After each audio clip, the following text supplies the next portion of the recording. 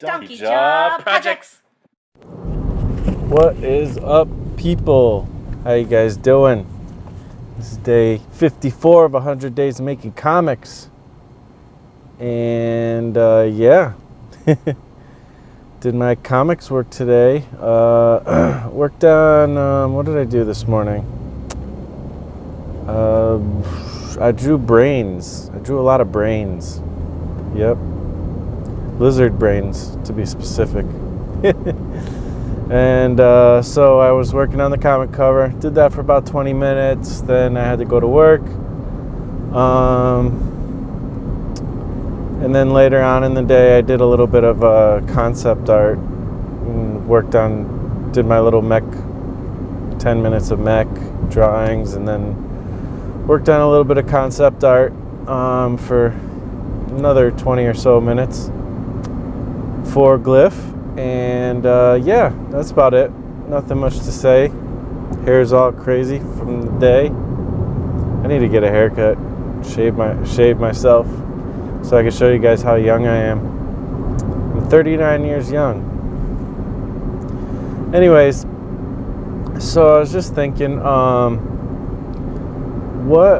had this thought, like,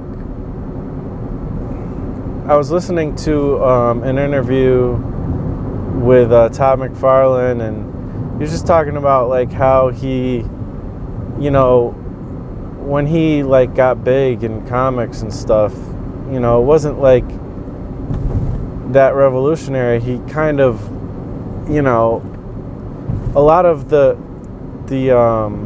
artists before him, or you know, the people who were working at that time were, you know, kind of doing the thing that Marvel and DC told them to do, you know, which was kind of mimic a certain way of doing art, comic art, you know, and I mean, you know, not to say anything bad about those artists or anything. A lot of those artists are legendary and amazing in their own right, but there was kind of a status quo, I guess, and he started pushing boundaries on a little bit here and a little bit there.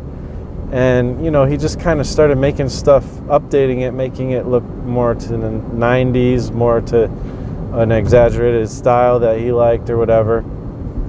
And whatever, like, so he did his thing, and he stood out. Like, it wasn't long before he stood out, because he was, like, pushing boundaries that people weren't really allowed to push, you know, too much.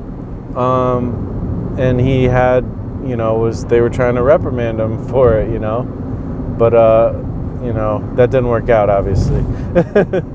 So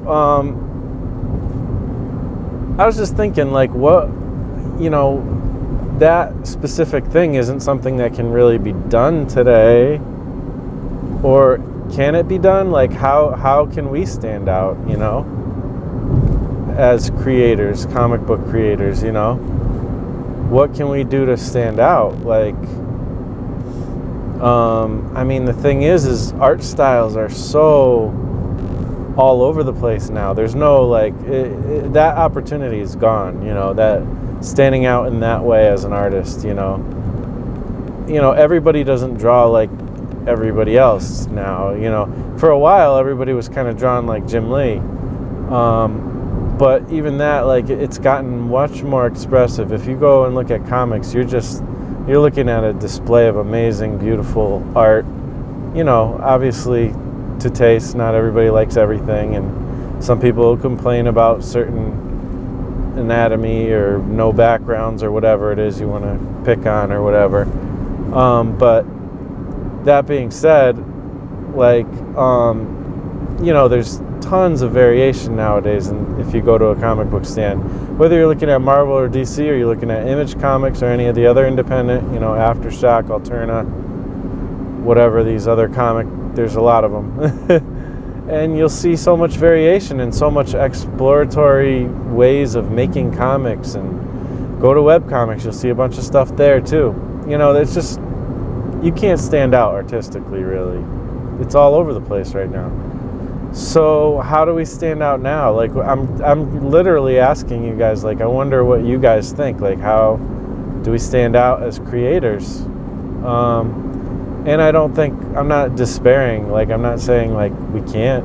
I think we can. We just, as in any time, you know, you got to do, you know, there's a way, you know.